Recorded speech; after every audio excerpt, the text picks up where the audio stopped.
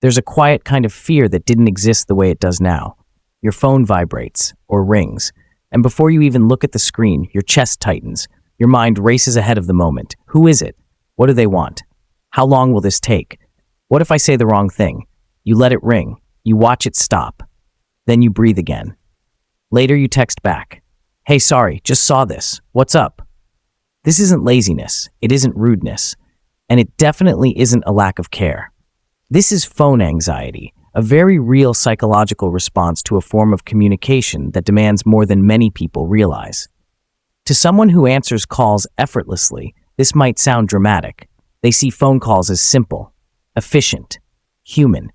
They don't understand why someone would rather type for 20 minutes than talk for 5.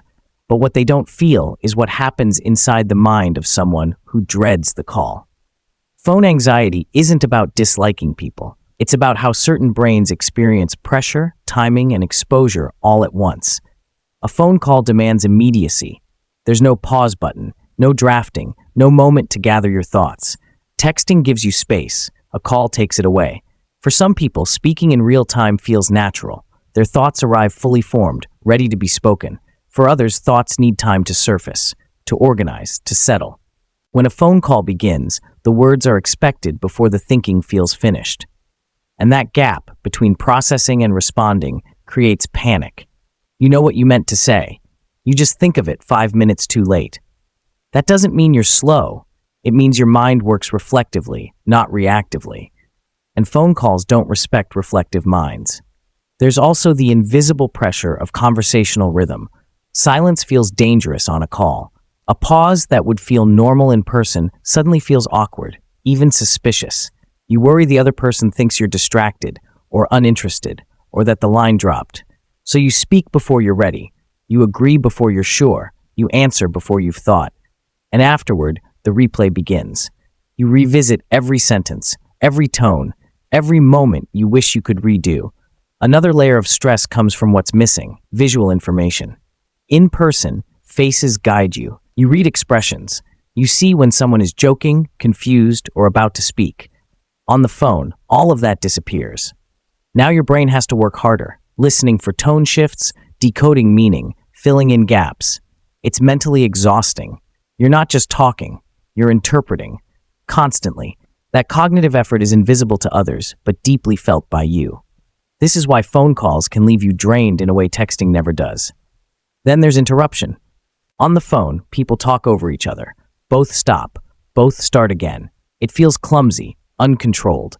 For someone already anxious about social performance, these moments reinforce a painful belief. I'm bad at this.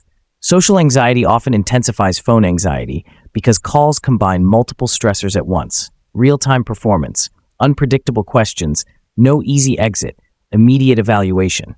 And once the call starts, you're trapped until it ends. There's no graceful way to step away. No, I'll reply later. The anxiety begins before the call, peaks during it, and lingers long after. Avoiding calls brings relief, but that relief teaches the brain something dangerous. Avoidance works, so the fear grows. Another overlooked factor is autonomy. A text asks, a call demands. A ringing phone interrupts your focus, your mood, your energy, and expects immediate access. For people who guard their time carefully, this feels intrusive. It's not that they don't want to connect, it's that they want control over when and how. Asynchronous communication respects boundaries. Calls often don't. There's also vulnerability. Your voice gives you away. Fatigue, stress, emotion, all audible. In text, you can sound composed even when you're falling apart. On a call, there's nowhere to hide. For people who manage their emotional exposure carefully, that feels unsafe. Phone calls also require emotional labor. Small talk, tone management, politeness. When energy is limited, that cost feels too high. Neurodivergence plays a role too. For people with ADHD, sustained auditory attention without visual anchors is draining. For autistic individuals, the lack of visual cues makes conversation harder to navigate. For those with auditory processing challenges, every call demands extra effort just to understand what's being said. What looks like avoidance is often self-preservation. And then there's generation. Many people grew up texting first. Writing became their native language of connection. Phone calls feel foreign, unnecessary, intense. Older generations see calls as warm and personal. Younger ones often experience them as abrupt and demanding. Neither is wrong. They're simply different norms colliding. So what does all of this mean? It means people who hate phone calls aren't broken. They're not antisocial. They're not immature. They're navigating communication in a way that matches their psychology, processing style, and emotional capacity. Avoiding calls doesn't mean avoiding connection. It means choosing connection that feels manageable. And yes, some situations require calls. Jobs, emergencies, certain relationships. Learning strategies helps, scheduling calls instead of ambushing, preparing notes, choosing calm environments, practicing with safe people, using scripts for routine calls, but preference matters. If someone in your life hates phone calls, respect that. It's not about you. And if you hate phone calls, you're allowed to set boundaries. You don't owe constant availability just because technology allows it.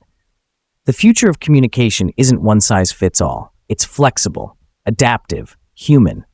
Some people thrive on calls, others find peace in silence and text. Both are valid. What matters isn't how we communicate, but that we do it with understanding, respect, and care for each other's limits. And sometimes letting the phone ring isn't avoidance at all. It's knowing yourself well enough to protect your energy.